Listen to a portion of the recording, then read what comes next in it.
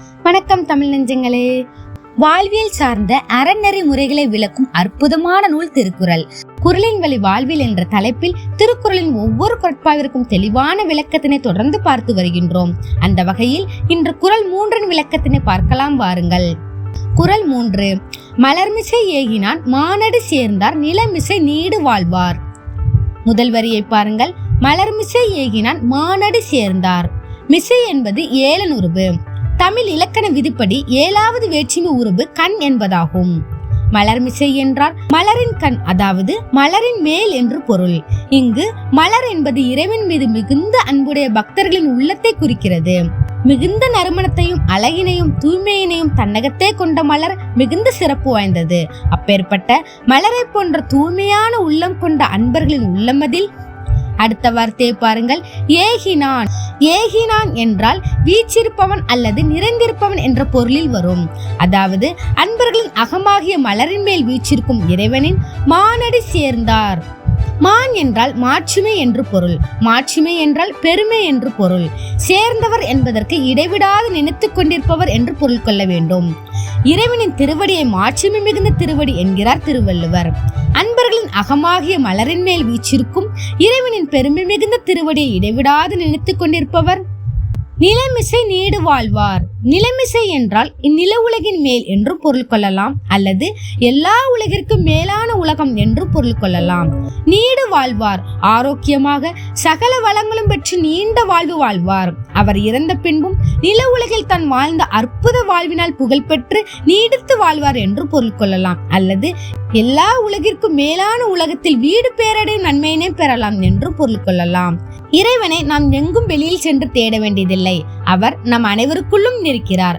அவ்வப்போது நாம் பிறரை வார்த்தைகளால் வஞ்சிக்கும் போதோ அல்லது செயல்களால் துன்புறுத்தும் போதோ நீ செய்வது தவறு என்று உள்ளிருந்து ஒரு குரல் எழும்பும் அல்லவா? அக்குரல் தான் நம் உள்மன உணர்வாக விளங்கும் மனசாட்சி.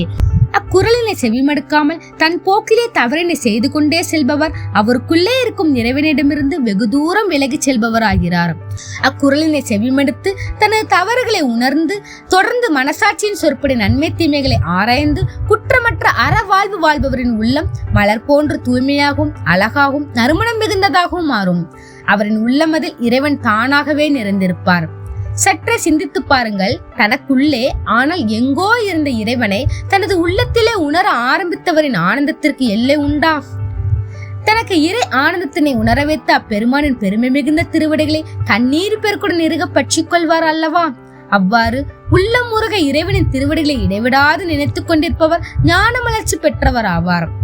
ஞான மலர்ச்சி அடைந்தவர்கள் இந்நிலவுலக உயிர்கள் அனைத்தும் ஞானம் பெறுவதற்கான வழிகளை காட்டும் விதைகளை விதைத்துவிட்டு இவ்வுலக வாழ்வினை விட்டு செல்வர். அவ்வாறு அவர்கள் விதைத்த விதைகள் காலப்போக்கில் மாபெரும் விருட்சமாக வளர்ந்து உலக உயிர்களுக்கு நல்லதொரு பாதையினை காட்டுவதாக அமையும். அவர் விதைத்து சென்ற விதைகளும் அவரின் புகழும் என்றும் அழியாமல் நீடோடு நிலைத்திருக்கும். அதனைத்தான் திருவள்ளுவர் நீடு வாழ்வார் என்று கூறுகிறார். அவ்வாறு அவர் கூறியது மட்டுமல்லாது தன் குறளின் வழி இன்றளவும் நம் முன்னே வாழ்ந்தும் காட்டுகிறார். ஆம், உலக பொதுமுறையாக விளங்கும் திருக்குறள் எனும் மாபெரும் நூலை படைத்து இன்றும் அவரின் நூலின் வழி புகழ் பற்றி நம்முடைய வாழ்ந்து கொண்டுதானே இருக்கிறார். மலர்மிசை ஏகினான் மானடி சேர்ந்தார் நிலமிசை நீடு வாழ்வார். அன்பர்களின் அகமாகிய மலரின் மேல் வீச்சிருக்கும் இறைவனின் பெருமை மிகுந்த திருவடியை இடைவிடாது நினைத்துக் கொண்டிருப்பவர் நில உலகில் நீண்டதொரு நெடுவாழ்வு வாழ்வார். இந்த காணொளி உங்களுக்கு பிடித்திருந்தால் லைக் செய்து உங்கள் நண்பர்களுக்கும் பகிருங்கள். காணொளி பற்றிய உங்களது கருத்துக்களை எனக்கு தெரிவியுங்கள். மேலும் இது போன்ற பதிவுகளை தொடர்ந்து காண நமது சேனலினை சப்ஸ்கிரைப் செய்து வைத்துக் கொள்ளுங்கள். மீண்டும் இது போன்ற சிறப்பான பதிவுகளில் சந்திப்போம். நன்றி, வணக்கம்.